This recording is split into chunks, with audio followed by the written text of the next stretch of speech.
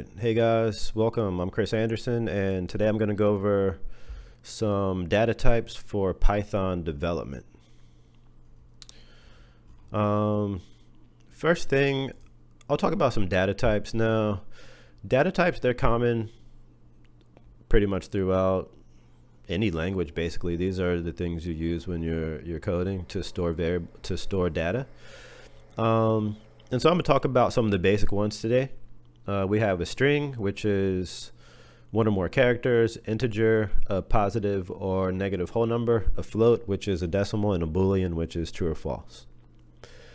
So what we're going to do today, we're going to write some basic lines of code in the Python interpreter, and then I'm going to print that data back to the screen with also showing, the type that's being stored into these data types. So you could actually see that. First thing, if you don't have Python installed, go to python.org/downloads and you can download that for whichever OS you're using. I'm going to be using Linux. And once you have that, you could open up a command prompt or terminal. And if you type Python 3 version, you should get that version there, and that means you're good to go. So the first thing I want to do, we've got this terminal opened up. We're going to go into the interpreter, which you do by typing Python 3. And when you're in the interpreter, you'll see some text here with the version. But the interpreter is denoted by these 3 greater than signs. So once you see that, you know you're in the interpreter. So once you're in the interpreter, you could write some basic lines of code. Like you could do 10 plus 20 plus 30. And if you hit enter, you'll immediately get the result. So it's kind of like working like a calculator a little bit. Now for these variable types, let's say we want to store some data into a variable. So let's say we want, maybe we could use like the formula for volume. So volume is what, length times width times height. So let's say we want to store those into the variable. So you could do that by typing length equals 10, width equals 20, and height equals 30. So what this is doing, it's taking that 10, the 20, and 30, and it's storing it into those variables we created, length, width, and height, and it's placing that on some memory on your machine. So if I print width, we'll see the 20 show up, and it'll be the same for height and length. That's now in memory on our machine. So if we want to calculate volume, we could go volume equals, and then use those variables, length times width times height, and hit enter. Nothing's going to happen yet because it's storing it in volume. If we want to see it, we could print volume, and we'll see 6,000 as the volume for those parameters we put into length, width, and height. So another thing, we didn't declare if this is an integer or a string or a Boolean or whatever data type we're using. That's because Python will automatically kind of infer what you're putting into it and assigning that data type. So this 10, 20, 30, those are what? Those are whole numbers. So according to the description I gave earlier, integers, positive or negative whole numbers, we could actually see what the type is if we go to print type and we put in let's say width, and we'll see class of integer. So Python is automatically figuring out, okay, he put in a whole number, so this must be an integer. And we did the volume calculation. These are just the basic operators. You've got, plus for addition, minus for subtraction, and then the asterisk is for multiplication, and then the slash there would be for division. So those are the basic operators for, doing some calculations. So let's say we want to go with a float, for example. So length, width, and height, those are stored in memory, but we could overwrite those by length again, and let's put it as a decimal. 10.1, width equals 20.2, and height equals 30.3.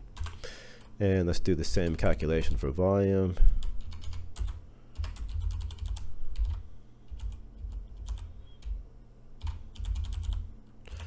And we'll print the volume, and we get 6,181.806. And if we want to see the type, let's try to do the type of width one more time, because this time we didn't put a whole number in, we put a decimal in. And so we should see not an integer, but you can see it's a float now. It's because we have that decimal point. Okay, so far we've got integers and we've got floats, and I'm showing you how to store those into a type and print it back to the screen. The other one that we've got, and let's go ahead, let's clear this screen so we can see better. We're gonna go over strings, and the string is pretty simple. It's just one or more characters, so basically just text, right? So if we want to work with text, we could, let's say we want to store some information like let's do first name, and we'll say Jane. And how am I passing this string value in? I'm using double quotes right now. Okay, so we got first name is Jane. We can go last name, and you could also use single quotes. So you can use double or single. And now we've got first name and last name in there. And so if we print that, let's print last name. We can see Doe, and if we print type, we'll see class str, which stands for string. Another thing here, you could use triple quotes, but I'll tell you one thing. So let's say we want to write a description, and we say, let's say that all the info. So you can see that I'm using that single quote there. And this is one of the reasons I like to use double quotes, because you don't have to do anything special for putting that in there. And if you print description, that's all the info. Now let's try to do that again with a single quote. Let's see, that's all the info. So I use the single quote this time, and let's see what happens when I try to store it that way. All right, we get an error because Python is ending the string here, and it's wondering, what's going on after this, because we already have the string under that, using that, and so there's what's all this other stuff. So to get around that, you could use triple quotes. 1, 2, 3. That's all the info. 1, 2, 3. Now it took it, and if we print that, we'll get the same thing as the double quotes. There's also one more thing you could do at triple quotes. you could put things on separate lines. So let's say you want to, I don't know, you got some like some different things you're putting here, and we'll close that with the triple quotes. If we print that back, you can see we got a new line for everything. So they're each on their separate line. So that's another thing with triple quotes. And the final one that we'll talk about is the Boolean. And so the Boolean is just a true or false value.